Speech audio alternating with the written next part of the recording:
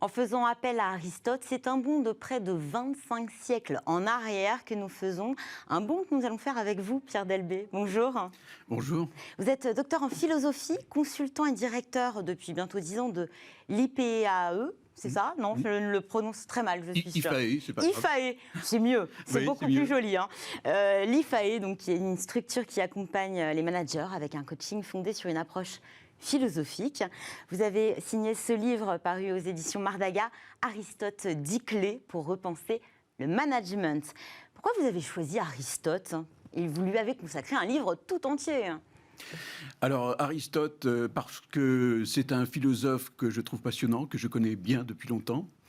Qu'est-ce qui est intéressant chez Aristote, c'est que, en fait, quand on parle du management, il faut savoir une chose, c'est que le management, ça vient étymologiquement de la main. C'est une tenue. Management et main, c'est la même étymologie.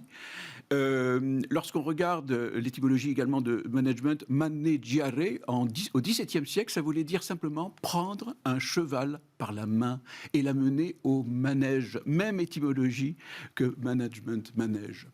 Et donc, vous voyez, c'est cette tenue. Et en fait, le management, c'est ce geste simple, fondamentalement, qui consiste simplement à tenir un cheval de telle façon qu'il ne n'aille pas à ue et à dia et en même temps qu'il ne soit pas paralysé. C'est un entre-deux.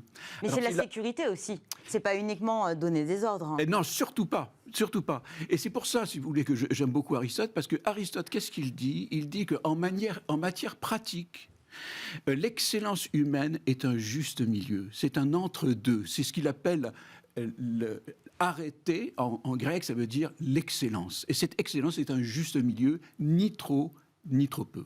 En fait, effectivement, j'ai l'impression qu'il concilie beaucoup de choses. La contemplation et l'action d'une part, l'éthique, l'efficacité, la passion et la raison, le collectif et l'individu. Oui. Ce sont presque des notions antinomiques et en fait, il arrive à faire la synthèse.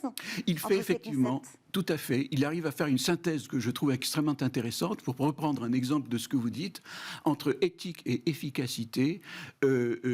Aristote ne choisit pas l'efficacité contre l'éthique ou l'éthique contre l'efficacité. Il ne fait pas pour autant de la demi-mesure, rassurez-nous. Non, pas du tout. Ce n'est pas du tout un consensus mou, une espèce de médiocrité. On appelle ça en philosophie la médiété, c'est-à-dire que c'est une façon, je dirais, d'être excellent, mais d'être excellent, je dirais, dans une certaine mesure. C'est très grec, cette idée de mesure.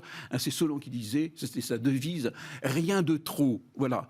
Vous voyez, voilà. C'est cette idée très forte d'une certaine mesure et qui fait la force de la vision d'Aristote. Rappelez-nous, Aristote, c'est le disciple de Platon, me semble-t-il. Absolument. C'est ça. On les a beaucoup opposés, ces deux figures. Oui. Parce qu'on disait de Platon qu'effectivement, Platon était quelqu'un qui développait une vision assez idéaliste, si je puis dire, avec sa vision des idées, sa dialectique ascendante, etc.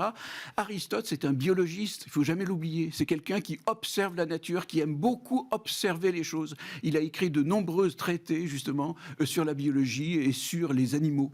Et Aristote, en fait, ne parlait pas du tout de management. Il a beaucoup parlé de politique, de l'animal politique. Exactement. Et on peut rapprocher, justement, on en parle beaucoup, de cette entreprise, de gouvernance d'entreprise. Oui, absolument. Quels sont les liens entre politique et entreprise et management? Alors, je crois qu'il y a beaucoup de liens. Effectivement, Aristote n'a pas parlé du management, il n'a pas parlé de l'entreprise. Ce sont des concepts qui n'existaient pas à l'époque. Il a beaucoup réfléchi sur la question de la politique et de l'éthique. Et je crois que c'est précisément la prise en compte de ce facteur humain. L'idée d'Aristote, c'est qu'un homme pleinement en possession de son humanité est un excellent citoyen. C'est quelqu'un qui est bien dans la cité. De la même manière, on peut dire que l'homme, je dirais d'une façon aristotélicienne, que l'homme au sein de l'entreprise, c'est quelqu'un qui est bien dans son humanité. Et c'est pour cela qu'il fait justement cette synthèse, si je puis dire, entre l'éthique et l'efficacité. Pour lui, l'efficacité, c'est une affaire entendue. L'homme éthique ne peut pas ne pas être efficace. Un homme éthique qui serait sans efficacité, ce n'est pas vraiment un homme éthique, parce que ce n'est pas un homme prudent. C'est le grand mot d'Aristote qui est très important pour comprendre justement qu'un homme prudent, c'est quelqu'un qui est à la fois sur le registre de résultats et en même temps sur le registre de l'humanité. Vous dites en même temps, j'avais le sentiment que c'était justement le philosophe du en même temps. Concrètement, ce manager, il doit trouver cet équilibre au quotidien. Moi, j'en suis convaincu. Pourquoi ? Vous avez deux façons de faire, de management. Je dirais il y a deux grandes directions. Il y a le management directif qui est lié à l'obéissance des personnes qui, sont au garde à vous, etc. Bon, on sait bien que ça ne marche pas. Véritablement, le véritable manager, c'est celui qui crée de la coopération et qui fait de l'émulation qui font que les gens à l'intérieur de l'entreprise ont envie de contribuer et donnent précisément d'eux-mêmes pour que précisément cette efficacité, ce résultat soit de bon niveau. Vous savez, la question de l'engagement est une question clé. Et je crois que précisément... Elle s'est reposée avec la crise, notamment. Elle se reposait avec la crise, oui, tout à fait. Et je crois que cette prise en compte de l'humain fait partie précisément d'une éthique et d'une vision politique. Le citoyen, c'est un homme libre et qui, je dirais, s'accomplit à travers la politique. De la même manière que le travailleur, l'homme qui est à l'intérieur de l'entreprise, le manager, c'est quelqu'un qui peut s'accomplir à travers son management. On a parlé de l'animal politique, c'est aussi l'inventeur de la cause finale, ce en vue de quoi une chose existe. Qu'est-ce que ça change pour le manager, cette cause finale ? Alors, moi je dis souvent que la cause finale, d'abord, la cause finale a été inventée par Aristote. Elle a été inventée par Aristote. C'est-à-dire que c'est lui qui a eu l'idée que, effectivement, la chose la plus importante, c'est le ce pourquoi je travaille, le ce pourquoi j'agis. Voilà. À partir du moment où on a comme ça un sens qui est donné à notre vie professionnelle, et à travers notre vie professionnelle, eh bien, nous pouvons nous accomplir à travers quelque chose. C'est ça qui est extrêmement important. Je crois que le grand problème de l'engagement, c'est que précisément, on n'a pas toujours le sens de ce que l'on fait. Et que ce sens-là, il mérite d'être interrogé, d'être approfondi pour que les gens puissent se donner vraiment à travers ce qu'ils font. Il a intérêt à être posé par l'entreprise pour justement engager les collaborateurs ? Je crois qu'il y a deux sortes de finalités. Il y a la finalité de l'entreprise et puis il y a la finalité que je me donne à moi-même. Parce que là, vous parlez de finalité. Il y a beaucoup d'entreprises qui ont réfléchi sur leur raison d'être. Bien sûr. Est-ce que derrière la raison d'être, il y a une finalité aussi ? Moi, je crois qu'effectivement, derrière la raison d'être, il y a la question de la finalité, c'est-à-dire de la direction. Vous savez, le sens, ça a trois significations. Il y a le sens au sens de sensation, il y a le sens au niveau de la signification. Quelle est la signification ? Qu'est-ce que cela a comme signification pour nous ? Telle valeur ou tel comportement, etc. Et puis, il y a la direction. Et la direction, qu'est-ce que c'est ? C'est la cause finale. Comme disait Aristote, la cause finale, c'est premier dans l'intention et dernier dans l'exécution. Premier dans l'intention, ça veut dire quoi ? Ça veut dire que les gens sont ensemble, n'est-ce pas ? Ils ont conscience ensemble du but final qu'ils poursuivent. Et cela donne évidemment une cohésion très forte. Dans les 10 clés que vous mettez en avant, il y a aussi le concept d'amitié, qui semble assez étrange dans le milieu de l'entreprise. Qu'est-ce que vous entendez derrière l'amitié ?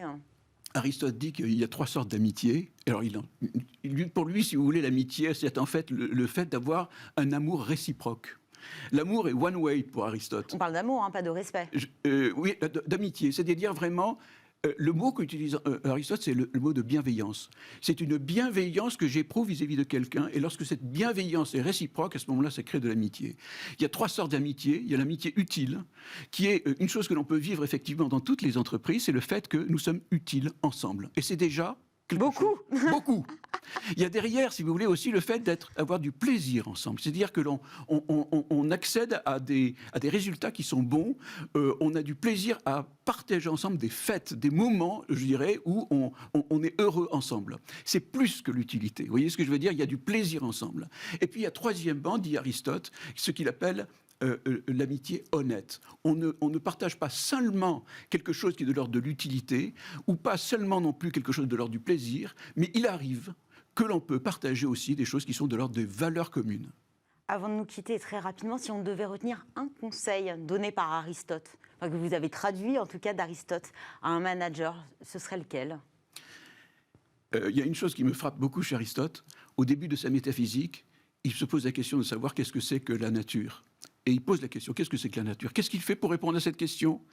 Il va chercher Thalès, Anaximène, Anaximandre, tous ces présocratiques. Et à partir de là, il va donner sa réponse. En d'autres termes. Donc en fait, il fait une table ronde. Exact. Exactement. Vous me l'enlevez de la bouche, c'est exactement ce que je voulais dire. Il fait une table ronde. Il va effectivement faire un tour de table Et il va demander à chacun de s'exprimer pour ensuite donner son avis. Et je crois que ça, c'est de la sagesse. Pour créer de la coopération, il faut écouter les personnes. Écouter les personnes, c'est pas forcément être d'accord avec elles. Mais le fait les même... consulter, en tout cas. Exactement. Les consulter, entendre ce qu'elles ont à dire, et ensuite donner son point de vue et arbitrer, effectivement, parce que le manager doit arbitrer. Merci beaucoup, Pierre Delbé. Je vous en prie. Vous êtes docteur en philosophie, consultant et directeur de l'IFAE, auteur également d'Aristote, 10 clés pour repenser le management, paru aux éditions Mardaga, dans la collection d'ailleurs Smart Leaders. Je fais un clin d'œil par rapport à Smart Job. Oui. Merci beaucoup, Pierre Delbé.